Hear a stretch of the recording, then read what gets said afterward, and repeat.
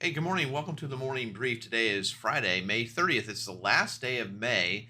So let's remember the mantra sell in May and go away.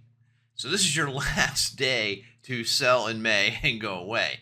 Um, that saying is built on the fact that the summer months can be very, very sideways to down, and that you can just sell in May, leave it, and come back after the summer is over. So there you go. What's going on today? Well, we had a bunch of stuff. We had core PCE, which came in as expected at 0.1%. Goods trade balance was better than expected, 87 billion versus 142. This is the beginning of the faucet being turned off for imports. This is a directly related to tariffs. Personal income was greater than expected. Actually good, 0.8% versus 0.3%. Now, personal spending was only what was expected at 0.2%. So there means to be that maybe people are saving a little bit of money there.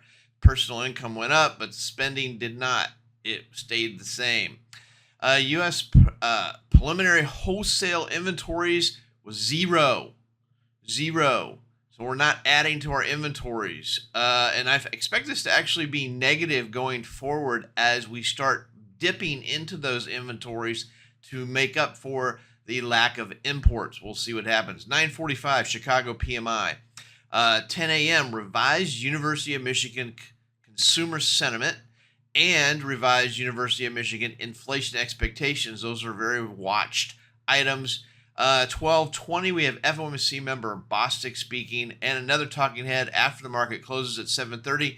FOMC member Goolsby speaking. So there you have the news for the last day in May. Looking at charts, what happened yesterday was this really it's a doji candle.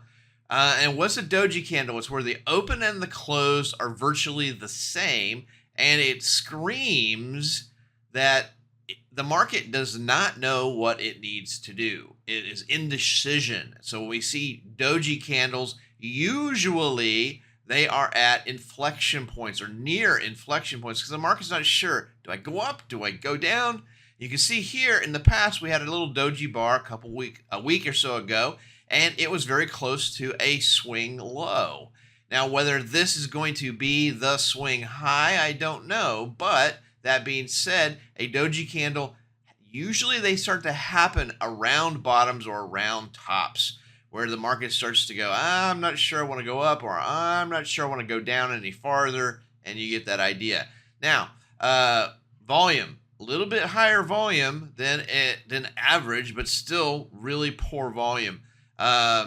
We are in this sideways action of the flag pattern, and we'll just have to wait and see how that all pans out. I think we'd have to get above today's high to really show us any kind of bullish sentiment. And of course, taking out overnight lows and most recent daily lows is only bad news. Maybe breaking back to the downside. Maybe I'm getting ahead of myself here, but maybe this is a start of an M pattern. So we'd have the top's left side of the M to the apex, back up to the right side of the M, and then M. What does M stand for? Murder. Yeah, you got it. So moving on.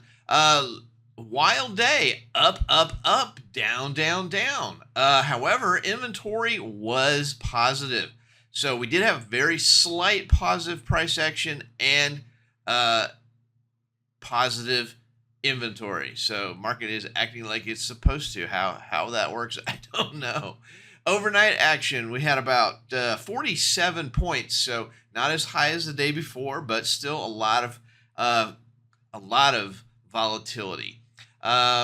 Support and resistance. So let's start with resistance going up. 59.30-ish area, 59.50, 59.70, 59.90. Of course, 6,000 is the big number everybody's watching.